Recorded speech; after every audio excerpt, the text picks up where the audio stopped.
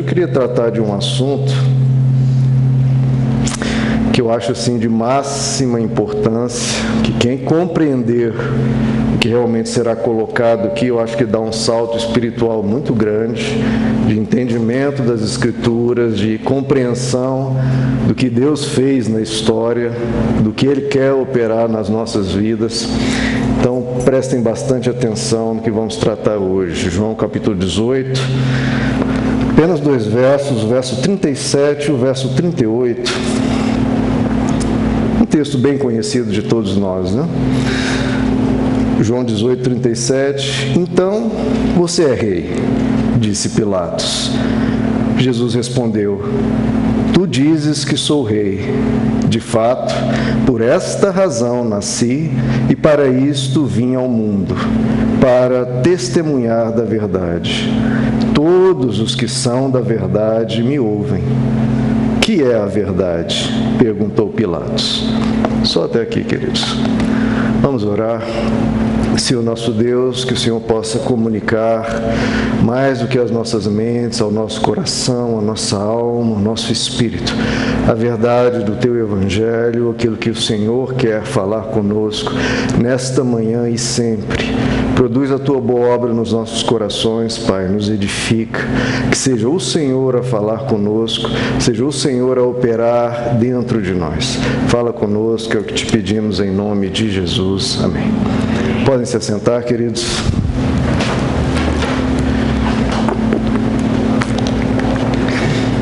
Essa pergunta aqui, creio eu, que é chave, né, queridos, na vida de qualquer ser humano. Que é a verdade? E eu quero tratar disso, mas eu quero começar um pouco, voltando, eu quero trazer aqui uma polêmica que foi levantada por um pastor muito conhecido, Ed Renekiewicz. Talvez alguns de vocês tenham visto esse vídeo, e eu vou trazer aqui a citação literal do que ele falou, apenas para iniciar aqui a mensagem. Depois vamos tratar de temas mais profundos. Olha o que esse pastor Ed Renekiewicz disse recentemente. Ele diz assim, entre aspas: eu leio esta carta de Paulo a Filemon e eu penso da seguinte maneira: ela é insuficiente para mim. Talvez esse é o grande desafio da igreja contemporânea, olhar a Bíblia como um livro insuficiente. Vou repetir, olhar a Bíblia como um livro insuficiente. Um livro que precisa ser relido, ressignificado. Um pouco mais adiante ele diz: a gente precisa atualizar a Bíblia. Porque se eu não atualizo a Bíblia, e se eu a leio literalmente, e digo, está suficiente a leitura literal da Escritura, eu acabo legitimando a escravidão. Bom, queridos, o que ele trata lá nessa pregação dele, ele trata da carta do apóstolo Paulo a Filemon, que comenta sobre escravidão, e ele fala essa afirmação: se a gente não tiver cuidado de como a gente lê as Escrituras, a gente pode cometer até mesmo a aberração de legitimar a escravidão. Por exemplo, há versos como 1 Pedro 2, verso 10, que ele diz: escravos, sujeitem-se a seus senhores com todo respeito, não apenas aos bons e amáveis, mas também aos maus. Imagine você aplicar isso hoje, queridos. Você vai numa fazenda do interior, encontra uma pessoa em regime de trabalho totalmente escravo. A pessoa não tem liberdade para ir ou vir, tem capatazes regulando aquela pessoa e ela está sob uma condição subhumana. E você encontra essa pessoa e essa pessoa lhe pergunta: qual que é o conselho da Bíblia para a minha situação? Imagine se você cita 1 Pedro 2, verso 18. Escravos, sujeitem-se aos seus senhores com todo respeito, não apenas aos bons e amáveis, mas também aos maus. Tem condição de você aplicar isso? Então, essa é a questão que foi tratada por esse pastor. Eu acho que ele foi muito infeliz nas palavras que ele escolheu, nesse trecho específico. No restante a pregação tem 50 minutos, né? Mas ali em 5 minutos ele foi muito infeliz em algumas escolhas de palavras, né? Aplicar termos como insuficiente ou o termo atualizar para algo tão precioso para os cristãos como é as Escrituras, como é a Bíblia, isso soa muito ofensivo, soa muito desrespeitoso, combativo, perigoso, né? Então eu não creio que sejam palavras que ele deveria ter utilizado. Mas o ponto dele é esse: a gente tem que ter um cuidado na hora de pegar um texto e aplicá-lo em uma realidade completamente diferente. Então, dentro do contexto da pregação inteira, e não apenas do trecho solto, dava para entender o que ele queria dizer. Que a gente tem que contextualizar adequadamente a aplicação de certos trechos bíblicos. E aí um pequeno parênteses aqui: tenha cuidado, queridos, eu acho muito desonesto, covarde até julgar uma pessoa baseado em um trecho solto. E, de novo, ele foi muito infeliz nas palavras que usou, mas julgar a pessoa baseada em um trecho solto, eu acho isso desnecessário e até desonesto, porque aquilo é dito dentro de um contexto. A própria Bíblia é vítima disso frequentemente. Pessoas pegam trechos soltos e aplicam isso de qualquer forma. Então, texto sem contexto é pretexto para heresia, e isso não apenas nas Escrituras, como na fala de qualquer ser humano.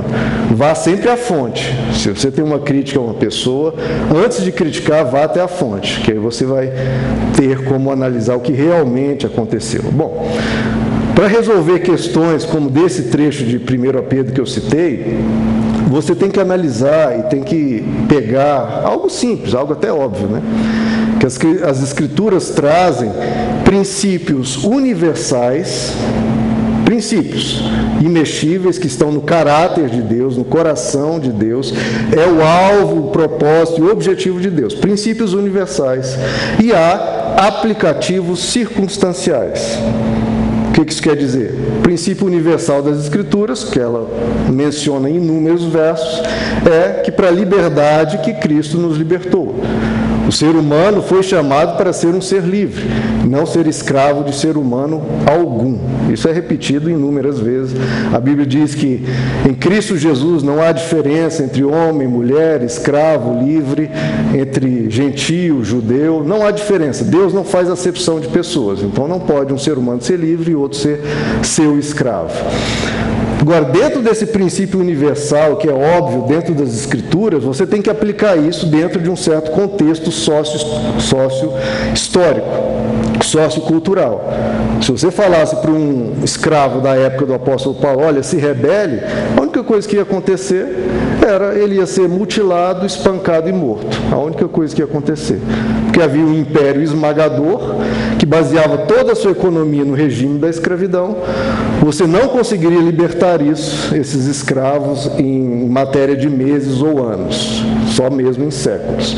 Então, o aplicativo possível, dentro das circunstâncias que havia, e que o apóstolo Paulo trata, olha, escravo, se você consegue obter a sua liberdade, comprar a sua liberdade, faça de tudo o possível para se libertar.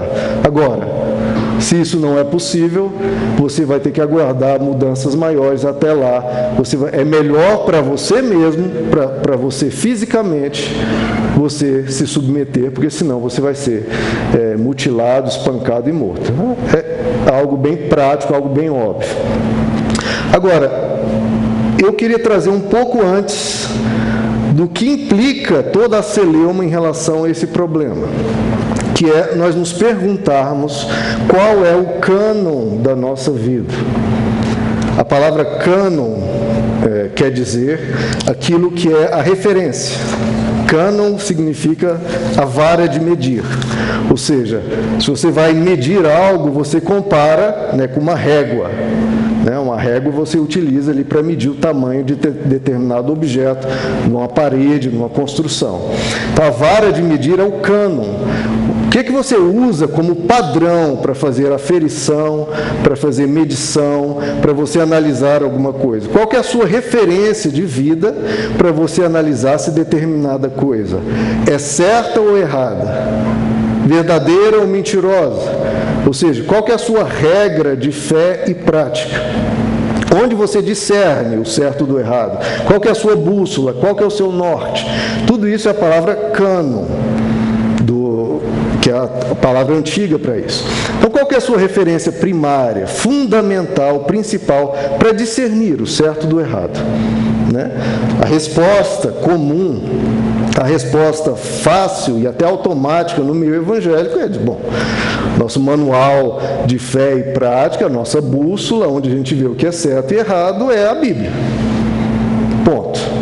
São as Escrituras, é aqui que a gente obtém o conhecimento para discernir na nossa vida o que é certo e o que é errado.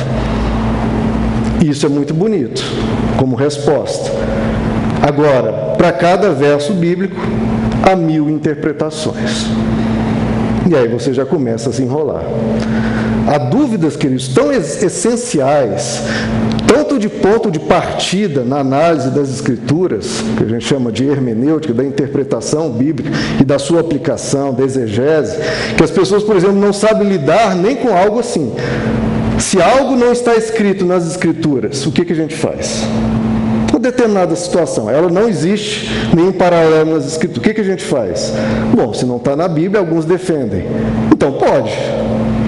Certo, não está na Bíblia, a Bíblia não tem nenhuma restrição, então pode.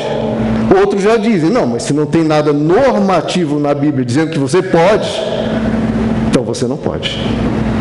Olha como nem algo tão básico, tão essencial, as pessoas não conseguem sair. Elas estão presas. Se não está escrito, pode ou não pode? Ah, pode, porque não tem nada, nenhuma proibição. Ah, não pode, porque não tem nada permitindo. Então a pessoa fica completamente perdida. Então como é que você usa como bússola, como você sai de uma situação dessa? Inclusive é dito que a Bíblia é mãe de toda heresia. Toda heresia parte de versos das Escrituras. A Bíblia já foi usada para legitimar racismo, para legitimar escravidão, para legitimar a mulher como um ser inferior, para legitimar guerras e por aí vai. Tudo por causa da maldade do coração de quem lê, mas ele utiliza as Escrituras para esses seus fins. Até o próprio Satanás, diabo em pessoa, lá em Mateus capítulo 4, ele pega a Bíblia, né, mostra para Jesus, abre no Salmo 91 e diz aqui, Jesus, está escrito. Pule aqui do alto do templo, né, cometa suicídio, porque está escrito, aos teus anjos dará ordem a teu respeito para que te guardem de tropeçar em alguma pedra. Então pule. Então veja, o próprio Satanás não tem problema em usar a Bíblia. Ele não apenas usou em Mateus 4, como usa até hoje. E sempre usou, para legitimar as coisas mais absurdas. Tem até aquele filme, né? Agora vocês me ajudem a lembrar aí, que um mundo pós-apocalíptico, tem uma pessoa que é cega e ele só falta uma cópia da Bíblia e ele protege essa Bíblia até o fim e ele é perseguido por um grupo que quer, qual o nome? Livro de Eli, isso. Um grupo que persegue esse homem até o fim do filme, porque aquele grupo entendeu que se pegar a Bíblia, ele tem o poder para dominar o planeta inteiro, legitimando a sua autoridade, o seu poder, o que quer que queira na sua cabeça, a partir de versos das Escrituras. O próprio Satanás, como eu falei, usou o Salmo 91, de novo. Não foi um texto obscuro, não foi um texto escondido, não foi um texto assim, meu Deus, o que será que isso quer dizer? Não, ele pegou o Salmo 91, um dos principais trechos da Bíblia, e usou contra Jesus. Se o diabo usou contra Jesus um trecho da Bíblia, como não usará contra nós, contra a sociedade, contra o mundo? Como já fez ao longo dos séculos e milênios. Quem deu a interpretação correta lá do Salmo 91 foi, obviamente, o próprio Jesus diante do Satanás, porque ele disse, mas também está escrito, não tentarás o Senhor teu Deus. Então veja só, queridos, estamos com um problema. Esse que é o problema que eu quero tratar aqui. Então, veja só, é muito legal, muito prático termos a Bíblia em mãos. Maravilhoso, olha só, um livro de 1000 páginas com narrativas, histórias, princípios, conceitos, ensinos, da riqueza imensa da sabedoria divina. Mas você ter essa Bíblia em mãos só é possível a partir de 1455, graças à invenção de Johann Gutenberg da prensa de tipos móveis. Então, só a partir de 1455 você tem uma Bíblia em mãos. Bom, desde a vinda de Jesus até 1455 são 14 séculos. O que as pessoas fizeram sem uma Bíblia? E mais, para você, em 1455 foi o primeiro livro impresso, foi as Escrituras, feito por Gutenberg. Isso aqui custava uma fortuna, valia carros, automóveis, né, no nosso tempo atual, para você ter uma Bíblia em mãos. Antes disso, ninguém, absolutamente ninguém, tinha a Bíblia em mãos. Ninguém. Do verbo no one. Ninguém, absolutamente ninguém tinha uma Bíblia. Veja só que Bíblia vem do grego biblos. Esse termo vem porque é uma biblioteca. Aqui são 66 livros. Livros que, na antiguidade, os livros eram colocados em papiros ou rolos, que, então, antes da prensa de tipos móveis, para você ter uma Bíblia, seria 66 livros, seriam cerca de 100 rolos ou mais. Vamos lá botar um número arredondado, 100 rolos. Você estava literalmente enrolado, né? Você tinha 100 rolos para carregar. Você consegue carregar 100 rolos? Acho que vocês já viram aqueles rolos de papiro, né? Você consegue carregar 100? Nem se você os tivesse, você não conseguiria carregá-los. Você precisaria de uma carruagem para carregar a Bíblia.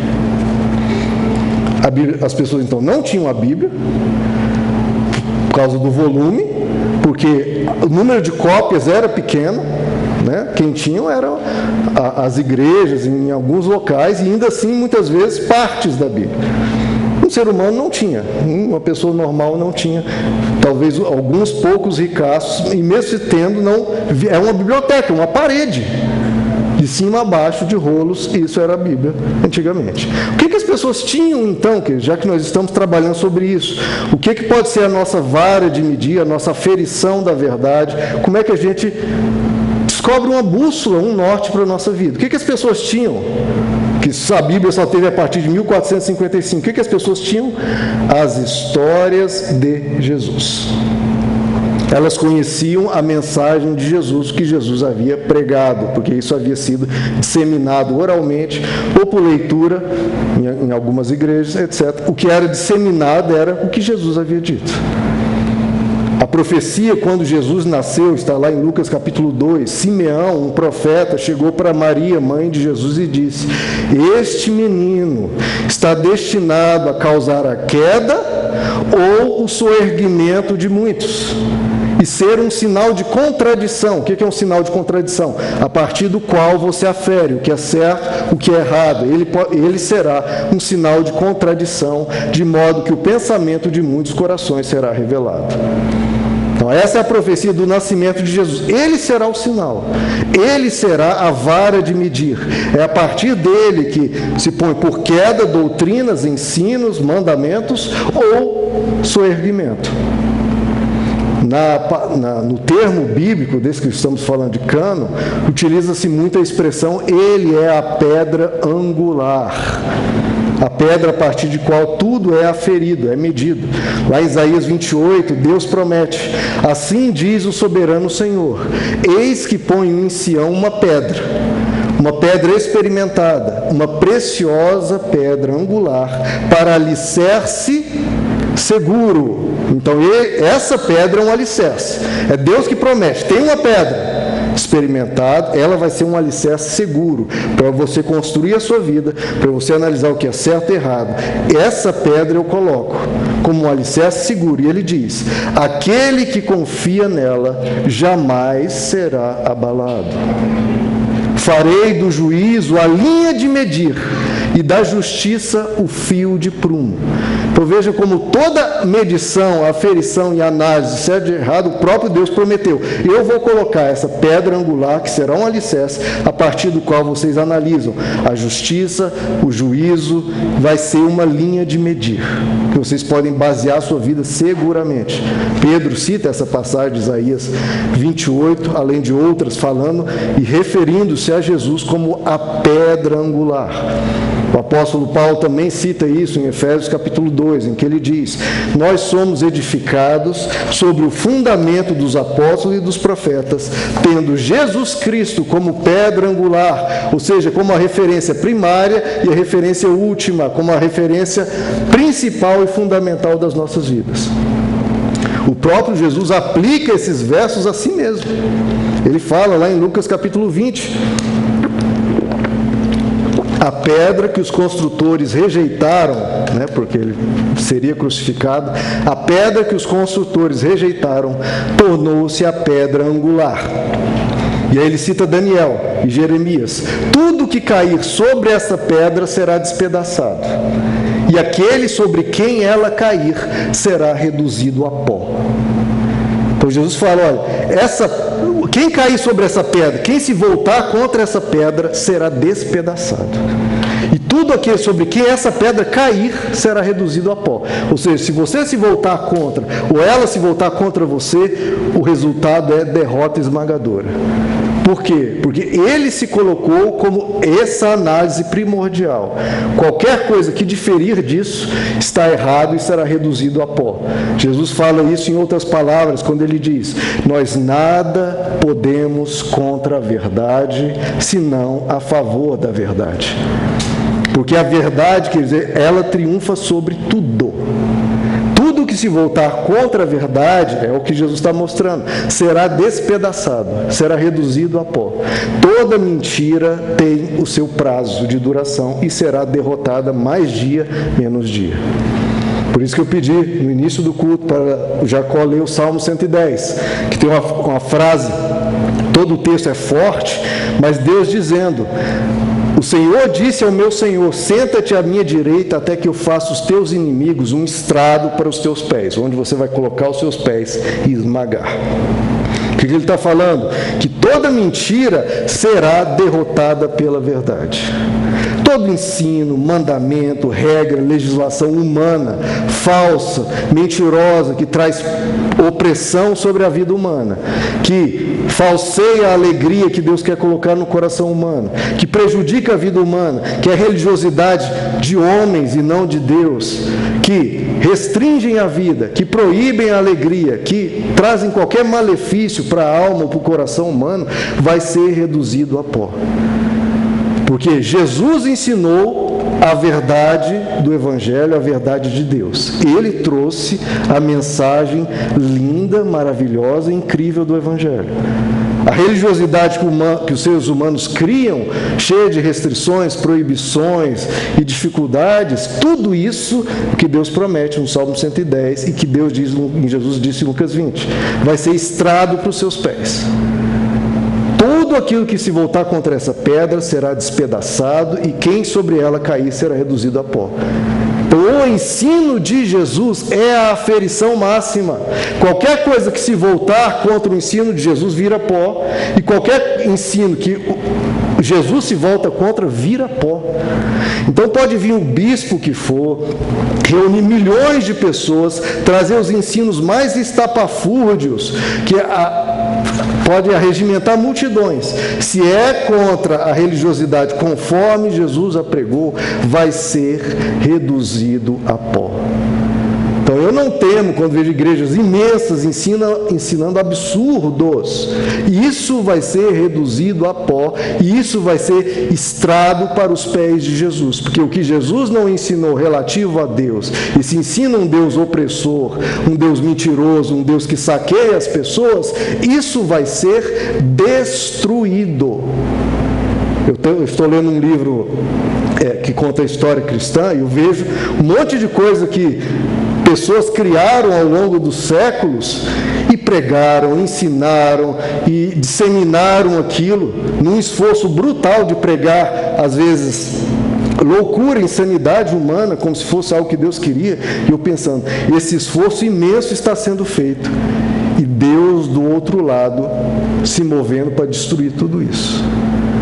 Porque todo ensino falso será destruído.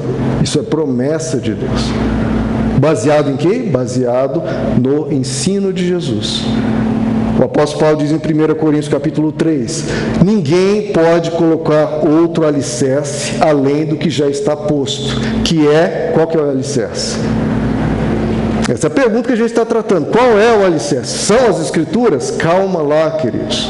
Ninguém pode colocar outro alicerce além do que já está posto, que é Jesus Cristo. Jesus Cristo. Ele é a revelação de Deus.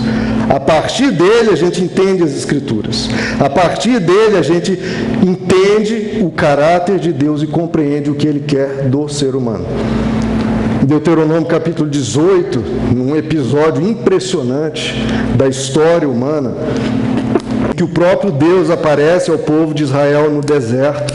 Deus diz, eu vou trazer a minha mensagem ao ser humano. E o povo se consagra, se prepara para essa mensagem que Deus traria. De repente, o povo chega até Moisés e fala, Moisés, nós não temos condições. Nós somos um povo de coração duro, nós somos semi-selvagens, nós somos violentos, nós somos mentirosos, nós temos a mente dura, o coração duro. Nós não temos condições de receber essa mensagem, Moisés. Moisés fica assim, furo da vida, fala, o que é isso? Deus quer falar com vocês e vocês não querem ouvir, mas eles falam, mas nós não temos condições. Aí Moisés chega para Deus, bravo, irritadíssimo, e fala, Deus, você não acredita, eles não querem ouvir. E Deus fala para Moisés, Moisés, eles têm razão. Eles não têm condições de receber essa mensagem. E é por isso que eu não lhes darei agora. E Deus diz a Moisés, eu enviarei um profeta semelhante a ti. Ele trará a mensagem, e ele lhes dirá tudo o que eu ordenar. Se alguém não ouvir as minhas palavras que ele falará por mim, eu cobrarei dessas pessoas. E aí vem lá o Monte da Transfiguração, está lá em todos os evangelhos, em que, lá naquele monte, em que Pedro, Tiago e João estão com Jesus, aparecem diante deles, Jesus, ele se transfigura, ele fica com as vestes brancas, brilhando, resplandecendo como o sol ao meio-dia, e aparecem também Moisés e Elias. E uma voz do céu diz, este é o meu... Olha só para os discípulos, na mente dos discípulos, quem eles estavam vendo? Estão vendo Moisés, quem criou boa parte do Antigo Testamento, o representante da lei de Deus, e Elias, o maior de todos os profetas, e um carpinteiro. Tinha 3 pessoas, um carpinteiro, o grande Moisés e o supremo Elias. E aí vem uma voz do céu que diz, este é o meu filho amado, a ele ouvi. E aí, o que acontece? Moisés e Elias somem, dando uma indicação clara de uma mensagem. Elias e Moisés somem e fica Jesus. O mesmo que Deus havia dito a Moisés, eu enviarei um profeta semelhante a ti, a ele ouvi. E a voz dos céus diz no Monte da Transfiguração, este é o meu filho amado, a ele ouvi. E Moisés e Elias somem. A ele ouvi. Colossenses capítulo 2, o apóstolo Paulo diz, nele, em Cristo, estão escondidos todos os tesouros da sabedoria e do conhecimento. De novo, a gente tem que aprender das nossas respostas fáceis, né? Onde que está os tesouros da sabedoria e do conhecimento? Pergunta isso para qualquer cristão. Onde estão os tesouros da sabedoria e do conhecimento? Na Bíblia. A própria Bíblia diz, em Cristo Jesus estão escondidos todos os tesouros da sabedoria e do conhecimento. Qual que é o alicerce seguro também? De novo, a resposta fácil é a Escritura. Mas as próprias Escrituras dizem, é em Cristo Jesus. Ninguém pode colocar um outro alicerce além do que já está posto. Abra comigo, queridos, em Colossenses capítulo 2. Vamos ler um pouquinho mais. sobre esse alicerce seguro e onde estão todos os tesouros da sabedoria e do conhecimento. Colossenses capítulo 2.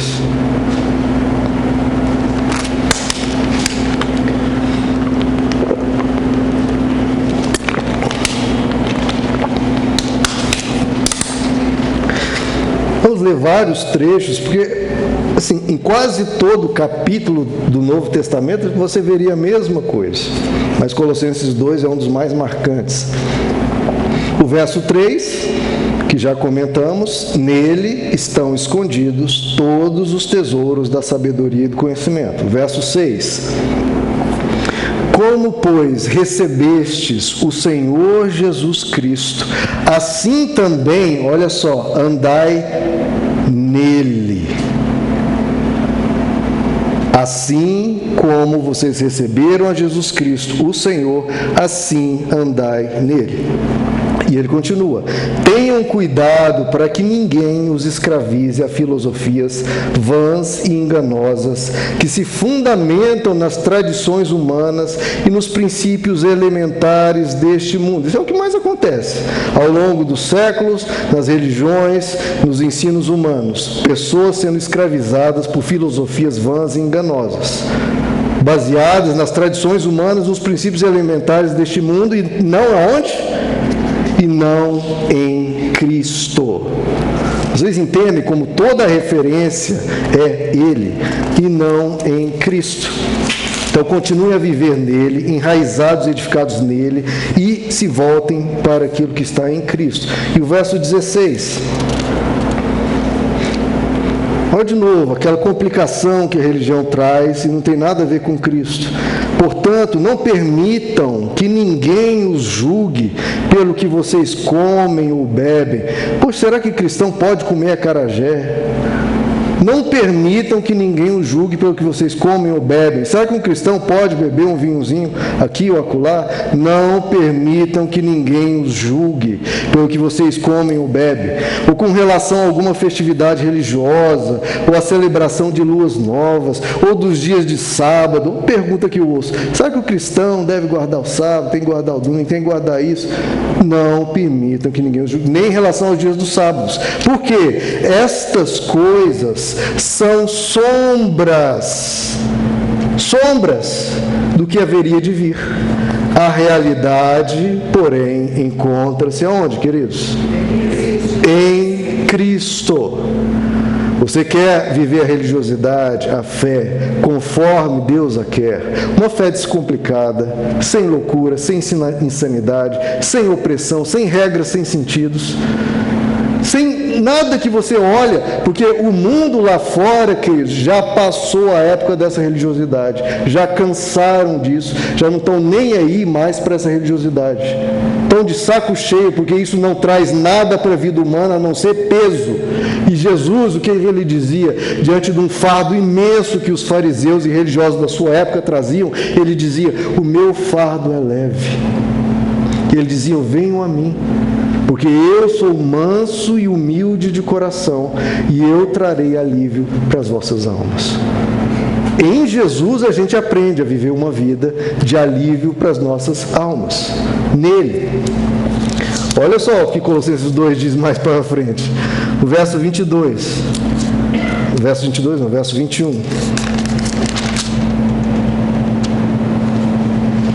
Verso 20, já que vocês morreram com Cristo, olha só, em Cristo, para os princípios elementares deste mundo, tudo que as religiões e invenções humanas colocam, vocês morreram para tudo isso em Cristo. Para quê? Porque, como se ainda pertencessem a este mundo, vocês se submetem a regrinhas religiosas. Não manuseie, não prove, não toque. Todas essas coisas estão destinadas a perecer, não foi isso que nós falamos? Tudo que se voltar contra a rocha vai virar pó, vai ser despedaçado. Todas essas coisas opressivas da religião e sem sentido estão destinadas a perecer pelo uso, pois se baseiam em mandamentos. Foi Deus que quis? Não. Se baseiam em mandamentos e ensinos humanos. Essas regras que as pessoas ficam colocando, não, tem essa essa regra. Essas regras têm, de fato, a aparência de sabedoria, com sua pretensa religiosidade, falsa humildade e severidade com o corpo, mas não tem valor algum para refrear os impulsos da carne. Está vendo como em Cristo a gente tem que morrer para essas coisas? Já que vocês morreram em Cristo para esses princípios elementares deste mundo, por que vocês se voltam para isso de novo? Em Cristo você não vê isso. Aprenda com Cristo a viver o Evangelho. Quem é a sua pedra de esquina, a sua pedra angular, o objeto de um sinal de contradição, a sua vara de medir?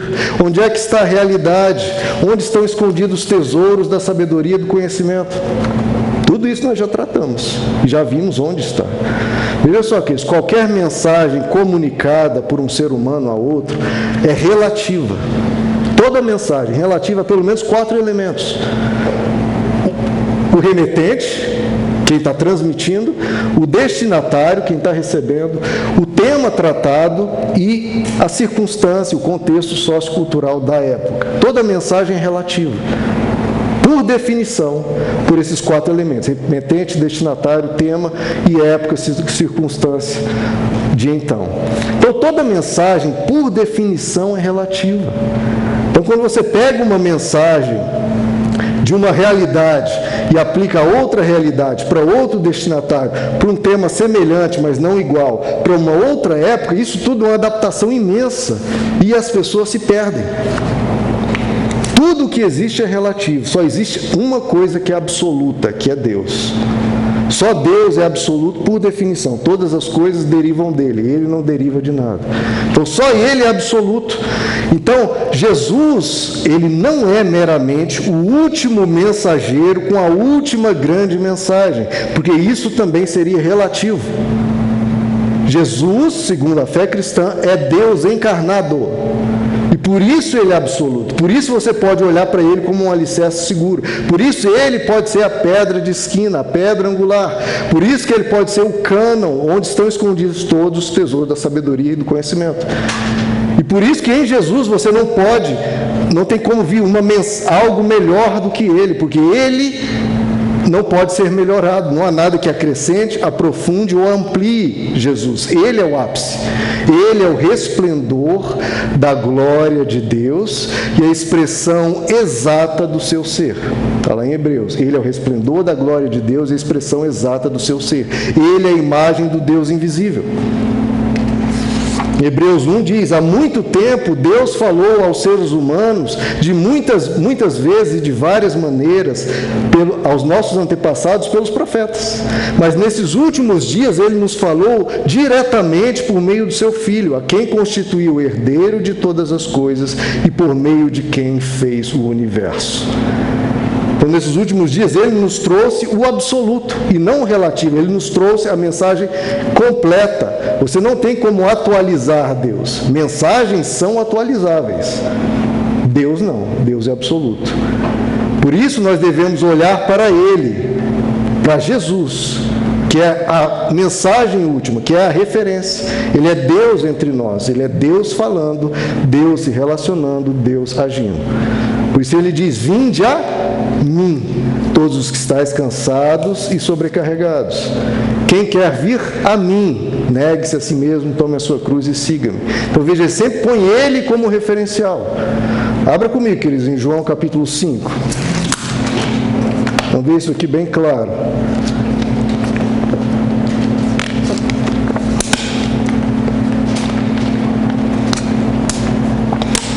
Então, se você não quiser ser ludibriado, se perder ou se enganar a si mesmo, nem sempre ser ludibriado por seres humanos, com regras humanas, invenções humanas, olhe para Jesus.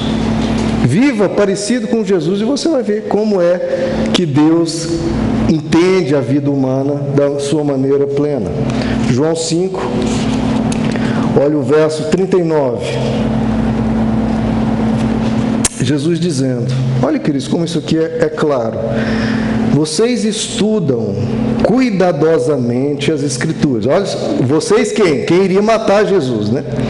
Olha para você ver como, se você só olhar para as Escrituras, você pode se perder completamente. Quem iria matar Jesus, vocês estudam cuidadosamente, não era com negligência, de forma irresponsável, não. Jesus confessa, vocês estudam cuidadosamente as Escrituras. Eles iriam matar Jesus, da mesma forma. Agora, por quê? Porque pensam que nela vocês têm a vida eterna. E são as Escrituras que testemunham a meu respeito. Contudo, vocês não querem vir a quem? A mim, para terem vida. Então, 3 coisas são ditas aqui. Não é nas Escrituras a vida eterna. As Escrituras dizem onde está a vida eterna, e não é nelas. Então, a vida eterna não está nas Escrituras, apesar de que eles pensavam que estava, não. As Escrituras apontam onde está a vida eterna, e Jesus e as Escrituras deixam bem claro, onde está a vida eterna? Em Jesus. São elas que testemunham a meu respeito, e vocês não querem vir a mim para terem vida. Voltem algumas páginas no capítulo 1 de João. Isso é falado ad nauseam, né? A exaustão. Verso 1 do capítulo 1. No princípio era aquele que é a palavra. Ele estava com Deus e era Deus. Então veja só, quem a Bíblia diz que é a palavra de Deus? Não é minha opinião, não é a opinião de ninguém. Quem a Bíblia diz que é a palavra de Deus? Jesus. Então veja como é claro. A palavra aqui, inclusive, é muito mais profunda se você for ver no original. No original está dizendo que o Logos de Deus é Jesus. Não apenas a palavra, mas o Logos, a lógica de Deus, a razão de Deus, a forma de Deus pensar, o jeito de Deus de ser, de ver a vida, o olhar de Deus, a concepção de Deus, a cosmovisão de Deus é Jesus. Jesus manifesta isso a nós. Ele é a palavra de Deus. Olha o verso 4 de João 1. Nele, em Jesus, de novo, nele estava a vida, e esta era a luz dos homens. Você quer luz para entender a vida espiritual, a vida com Deus, entender Deus? Ele é a luz dos homens. No verso 9, de novo, falando a mesma coisa, estava chegando ao mundo a verdadeira luz.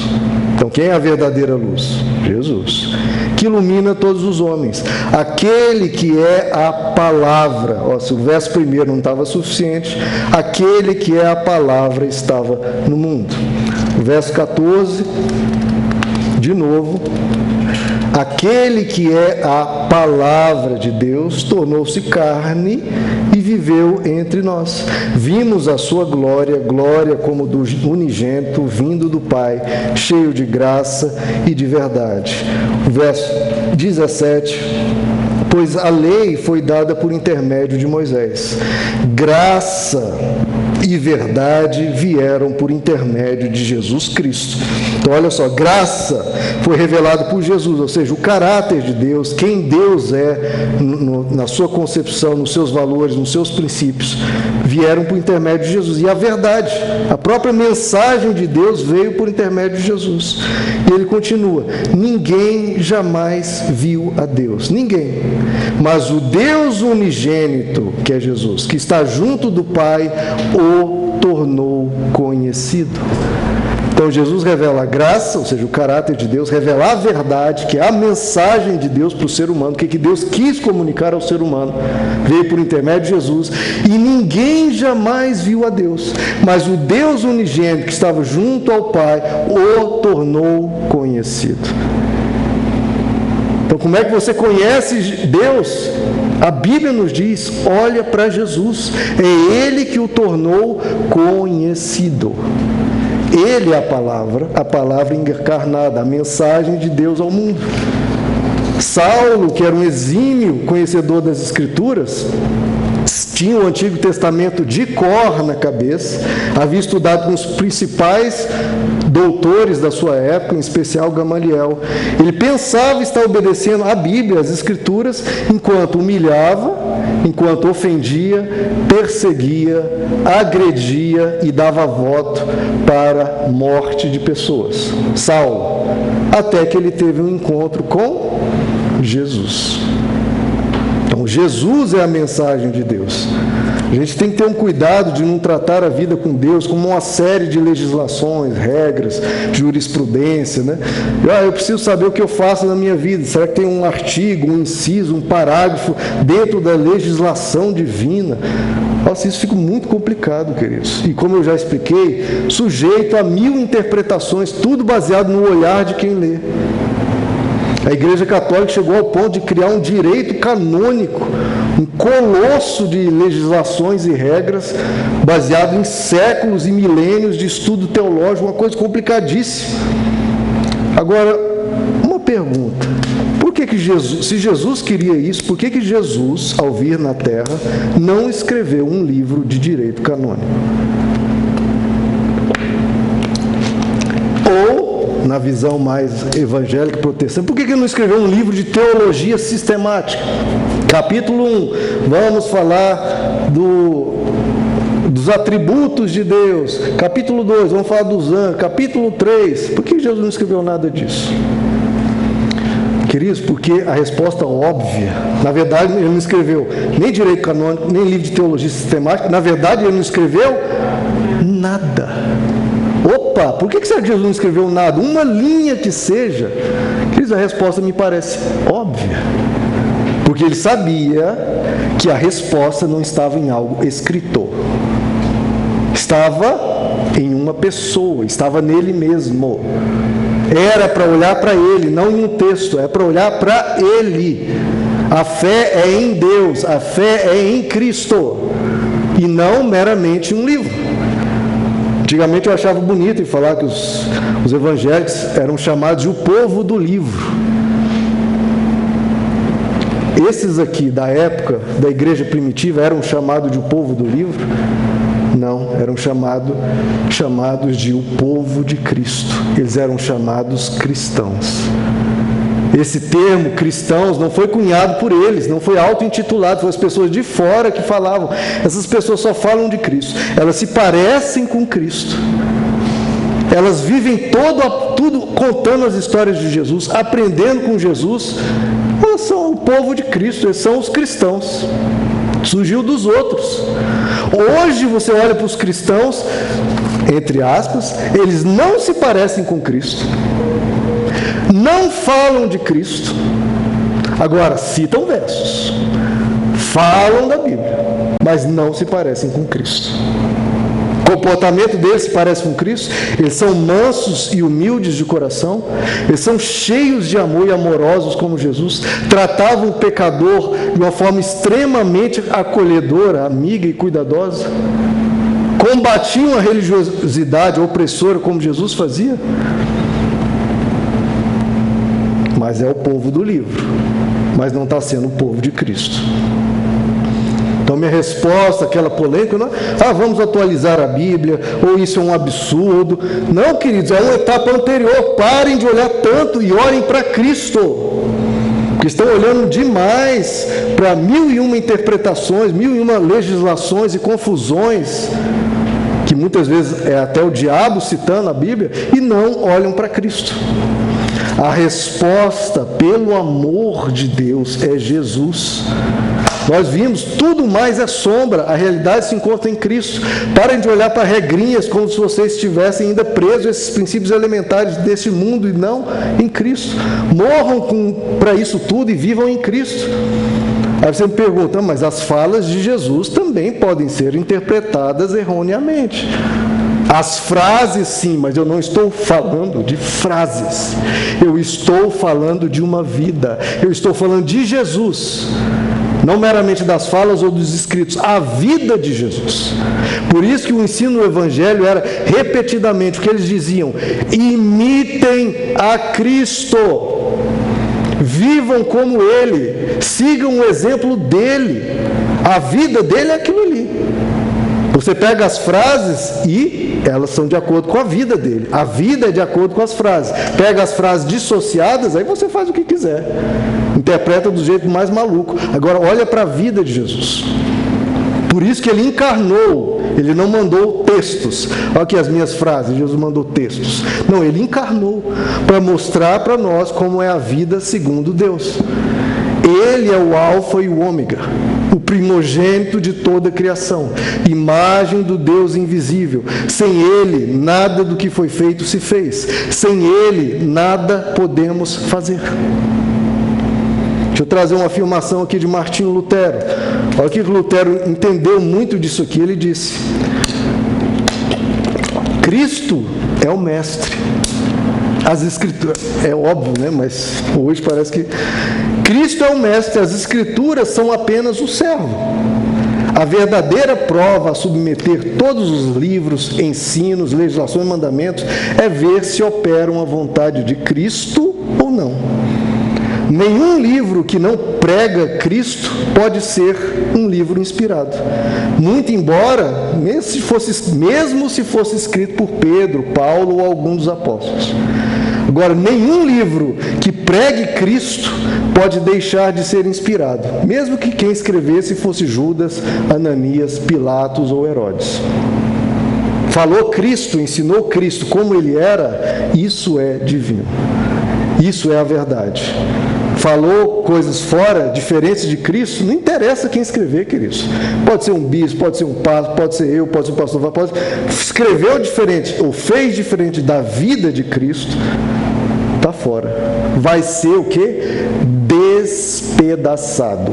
A verdade é filha do tempo. Toda a legislação louca, insana, sem sentido, que a religião já criou, foi caindo no esquecimento e foi destruído. E vai continuar sendo destruído.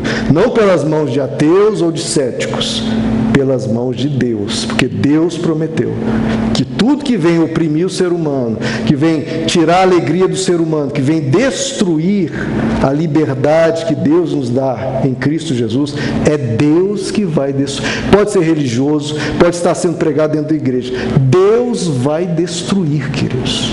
Se eu ensinar aqui algo diferente de Cristo, vai ser destruído. Pode ser arregimentar milhões, pode ter bilhões na conta, pode ter a mídia, pode ter o que for, vai ser destruído. Deus falou isso e Ele vai fazer. Porque toda mentira que uma pessoa comunica tem um prazo, tende a destruir, a se perder, tende a ser descoberto. Agora, uma mentira dita em nome de Deus, para oprimir o ser humano em nome de Deus, é Deus que olha isso e é Deus que vai intervir. Então a gente tem que ter humildade antes de falar qualquer coisa. Ah, mas a vontade de Deus é essa. É, meu irmão.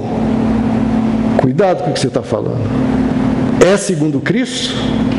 Porque senão vai ser destruído. Vai ser estrado dos pés de Jesus. Ele vai pisar. Porque ele tem compromisso em salvar as vidas humanas daqueles que, em nome de um suposto Deus, quer esmagar as vidas humanas. Esses que examinavam cuidadosamente as Escrituras mataram Jesus, porque Jesus estava libertando as vidas humanas da opressão. Então nós temos que aprender a Bíblia a partir de Jesus. Entendam isso. Aprender a Bíblia a partir... Olhe para Jesus, para o coração dele, para como ele se relacionava, para como ele lidava com as pessoas. O primeiro foco seu não é, meu Deus, qual capítulo da Bíblia? Não, primeiro você olha para Jesus. Olhou para Jesus, aí depois você tem discernimento, olhando para o caráter dele, para a doçura dele, para a vida dele, aí você tem discernimento a partir disso para olhar as Escrituras. Porque senão eu estou lhes dizendo e lhes afirmando, vocês cobrem de mim. O próprio Satanás vai aparecer para vocês, citando que seja o Salmo 91 e dizendo, pule daqui, porque está escrito.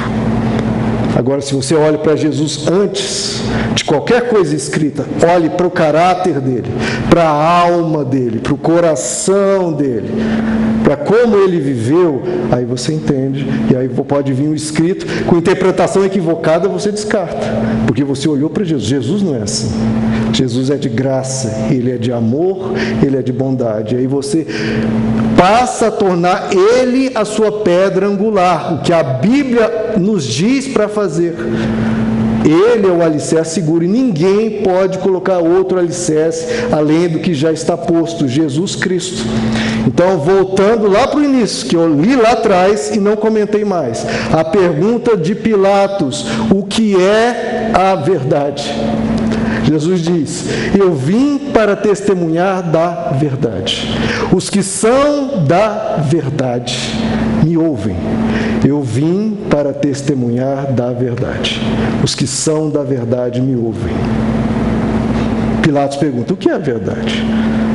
Se perguntasse para a maioria dos que fora, dentro desse contexto, todo mundo ia dizer: Pilatos estava diante da verdade e não enxergou a verdade era o próprio Jesus.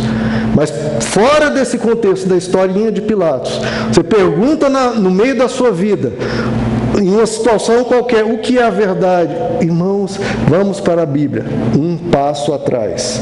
O que é a verdade? Essa é a pergunta que eu estou colocando. O que é a verdade? É Jesus. Olhe para Jesus. A partir de Jesus, aí você lê as Escrituras. Então tem um passo anterior, porque senão você vai cair em 1000 interpretações, em 1000 confusões. Olhe primeiro para Jesus, porque Ele é a pedra angular. De novo, o que é a verdade? É a resposta que temos que dar. Nós somos o povo do livro ou o povo de Cristo? Onde que a gente encontra a realidade? Onde a gente encontra todos os... Nós vamos aprender a verdade. Efésios capítulo 4, o apóstolo Paulo diz: não foi assim que vocês aprenderam de Cristo. É sempre Cristo. Pega qualquer capítulo da Bíblia e lê, você vai ver que a referência, a pedra angular, para onde eles olhavam era Cristo. Ele falava: vocês, não foi assim que vocês aprenderam de Cristo. De fato, vocês ouviram falar dele, e nele foram ensinados de acordo com a verdade que está em Jesus. Veja como ele é o alfa e o ômega, o princípio e o fim. Ele diz: nele, olha o alfa, o princípio, vocês foram ensinados de acordo com a verdade que está em Jesus. Ele é o princípio, ele é o fim, ele é o alfa, ele é o ômega. Nele vocês foram ensinados a viver de acordo com a verdade. Que verdade? Que está onde? Em Jesus. Por isso que o apóstolo Paulo chegava ao ponto de dizer, como lá em 1 Coríntios capítulo 2, eu decidi nada saber entre vocês, a não ser Jesus Cristo e este crucificado. Vou repetir, nós nada podemos contra a verdade, senão pela verdade.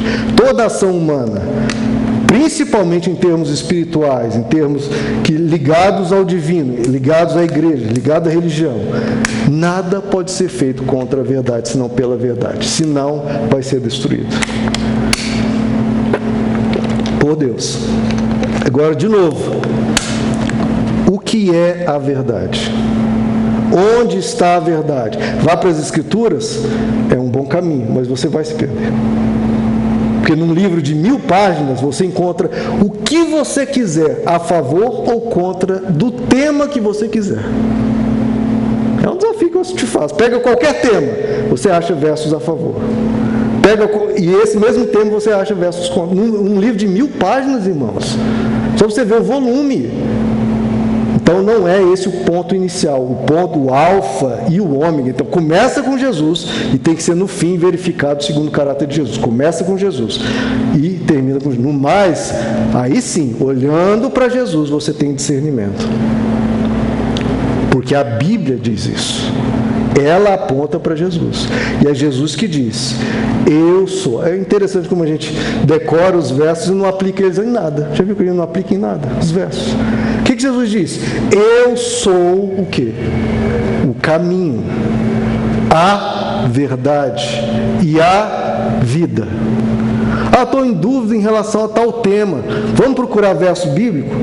Irmão, a gente vai aplicar o verso que a Bíblia diz ou não? O que Jesus disse? Eu sou o caminho. Qual o caminho que a gente deve traçar para lidar com essa questão? Qual é a verdade? Eu sou o caminho, a verdade e a vida. Então vamos parar de decorar versos e aplicá-los. Jesus disse, eu sou o caminho, a verdade e a vida, e ninguém vem ao Pai a não ser por mim. Entendendo a vida, aprendendo a viver, aprendendo o caminho, aprendendo a verdade, aprendendo a vida a partir dele. Aí com ele no coração, ele no nosso entendimento, ele como princípio norteador, a gente faz uma festa de beleza com as Escrituras. Aí você olha e capta toda a riqueza, capta a beleza e não a opressão, capta a verdade. Até textos como Salmo 110, nós vemos, ele colocará os seus inimigos como um estrado sobre os seus pés. Ah, que coisa horrorosa, Deus vai esmagar as pessoas. Não, olhe como Jesus, o que Jesus esmagava e colocava como estrado dos seus pés? Ele falou, nada podemos contra a verdade, senão pela verdade. O que vai ser feito estrado dos seus pés, vai ser esmagado, é a mentira. É a religião opressora. Isso sim. Então, olhando para Jesus, você entende. Agora, olhando com nossa mente egoísta, rixosa, desarmoniosa, a gente vê, olhar is the eyes of the beholder, tem essa expressão em inglês. O nosso olhar contamina até mesmo as Escrituras. Nosso contexto social contamina tudo. Agora, você tem que tirar o olhar e olhar o olhar de Jesus. Pelo caráter de Jesus, pela vida de Jesus. Você, aí sim, descortina, o apóstolo Paulo fala isso, é tirado o véu do entendimento. Tira-se o véu, descortina-se da nossa cegueira. Ele diz que como se ele veio produzir dentro dele um haja luz, quando ele olhou tudo a partir de Cristo. Aí eu entendi, aí foi tirado o véu, aí eu compreendi a glória insuperável que havia em Cristo Jesus. Mas aí tem que olhar para Cristo. Então, o que é a verdade? Pergunta de Pilatos. A maioria, 99% dos cristãos responderia errado. Só quando a gente lê o textozinho, Pilatos estava diante da verdade que era Jesus, aí a gente lembra que é ele. Ou quando a gente lê o texto, eu sou o caminho, a verdade e a vida, nossa, é mesmo, eu concordo. Mas na vida a gente não pratica isso. A gente tem que aprender a olhar para Jesus. Ele ser a pedra angular do nosso entendimento. De novo, porque senão tudo que se voltar contra essa pedra será despedaçado. E tudo que essa pedra se voltar contra será reduzido a pó. Em termos do caráter de Deus, da graça, da verdade, da mensagem de Deus, a mensagem de Deus é uma pessoa. Qualquer coisa diferente disso, você pode ver, qualquer opressão, qualquer ensino de rigor, de prisão, de como o apóstolo Paulo diz, cheio de regras, com a sua pretensa religiosidade, aparência de sabedoria, falsa humildade e severidade com o corpo, tudo isso vai ser destruído.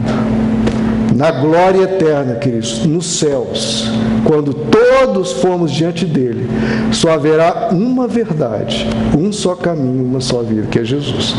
Ali é a religião, segundo Deus, descortinada, descomplicada e tirado todo o peso, toda a loucura, toda a insanidade, tudo que não tem nada a ver com o bom senso, a sabedoria e a graça de Deus. Ali está a religião pura, a vida pura de Deus.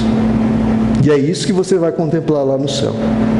Ele, puro, a palavra de Deus, o Logos divino, a sabedoria de Deus, a razão de Deus, a lógica de Deus, o caminho, a verdade e a vida. O que é a verdade?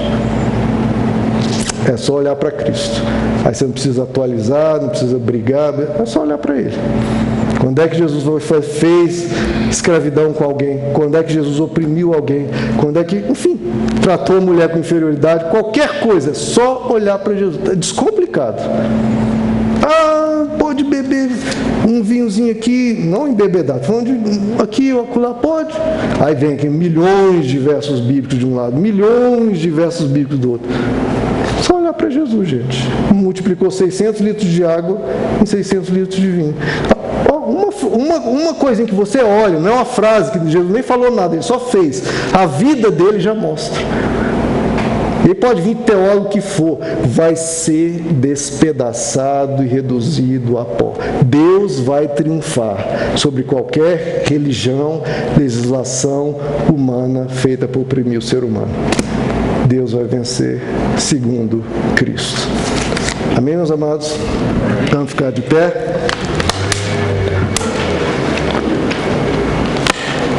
Eu falei, quem compreender isso aqui, descomplica a vida espiritual e dá um salto imenso. O mundo lá fora cansou de religião, viu os efeitos dela. Um efeito óbvio que a gente viu lá no século I é a morte do próprio Deus, sob o comando, as ordens e os mandamentos da religião, da religiosidade essa opressora, falsa, mentirosa. E tudo isso vai ser vencido e vai ficar Jesus. Na glória eterna, saiba disso, vai ficar Jesus. Como diz o livro do Apocalipse, lá não encontrei religiões, lá não encontrei templos. Lá eu encontrei Jesus. É Ele que vai ficar. Vamos orar, queridos? Senhor nosso Deus, na nossa vida aqui que nós procuramos aprender e discernir os caminhos, discernir o certo e o errado nas nossas vidas, nas nossas relações, no nosso comunicar contigo. São inúmeros ensinos, inúmeros livros, inúmeras mensagens, até direito canônico, legislações, regras de conduta, tanta coisa, Senhor, e contraditórias, ambíguas, umas brigando com as outras, e o ser humano perdido no meio desse mar de regras e ensinos. Diante disso tudo, o Senhor veio até nós, porque senão nós ficaríamos, como diz o apóstolo Paulo, tateando cegos na escuridão. Cegos e na escuridão, tateando, sem encontrar um caminho, sem encontrar a verdade, sem encontrar a vida. Aí o Senhor se apresenta: oi, aqui estou, olhem para mim. A religião logo tentou tapar, calar-te, tentou ofuscar isso e matar. Mas a verdade do Evangelho vai sempre triunfar. Senhor, nos ensina a aprender de Ti, aprendendo de Ti, enraizados em Ti, vivendo em Ti. Que Jesus seja o nosso molde, que nós venhamos a seguir o que os apóstolos sempre falaram: imitem a Cristo, imitem a Cristo, imitem a Cristo. Foi isso que conquistou um império selvagem, violento, agressivo e assassino, escravocrata, racista, destruidor. Foi essa mensagem de amor, de imitar a Ti. Nos ensina a Te imitar novamente, Senhor. Nos ensina a ser o povo de Cristo, sermos semelhantes a Ti, até para podermos ler as Escrituras com esse olhar maravilhoso de Cristo. Dá-nos, como a palavra nos diz, a mente de Cristo. Dá-nos o coração de Cristo, para que aí sim a gente possa viver a plenitude do Evangelho em nós. O Senhor veio para nos dar vida, e vida em abundância. E qual vida em abundância é, senão a vida segundo em Cristo? Compreendermos a vida, compreendemos a morte, que é passageira, que nos leva e nos encaminha para a eternidade. Compreender o perdão, compreender a mansidão, compreender a humildade, compreender o amor ao próximo, a caridade, a bondade, nos leva a olhar tudo segundo o Teu olhar. Esse é o maior milagre que pode haver, Senhor. Nós enxergarmos a vida conforme Cristo, enraizados e edificados em Ti, encarando de verdade, não como um verso decorado, sem aplicação, não, mas encarando de verdade, para tudo, em tudo e sempre, o Senhor como o caminho, a verdade e a vida. E se nós fizermos isso, esse mundo que na religião não encontrou nada, vai ver de novo a beleza de olhar para cristãos. Aí o mundo vai ficar assustado, maravilhado e alegre em ver Cristos caminhando pela terra. Isso se transforma, isso se muda a realidade, porque a realidade se encontra em Cristo. Que a gente venha ser novos, transformados, viver em novidade de vida, propondo Cristo ao mundo e não a religião que muitas vezes o Senhor tem que combater e nós propondo isso. Não, Senhor. Faz os versos das Escrituras fluírem em nosso coração por esse entendimento, por esse olhar de Cristo. Nos ensina a ver a beleza real a partir não do nosso olhar tão maculado, a nossa mente tão contaminada e o nosso coração perdido às vezes, confuso, mas olhar tudo a partir de Cristo. Aí nós vamos entender, aí nós vamos dizer, para quem perguntar, o que é a verdade? E nós vamos apontar para Ti. Porque nós estudamos cuidadosamente as Escrituras, muitos pensando que a vida eterna está nela, e são elas que falam de Ti. E que nós venhamos querer vir a Ti para termos a vida eterna. Senhor, realiza essa boa obra em nós e nos faz imitadores de Cristo, parecidos com Cristo. Aí sim será glória, aí será glorioso.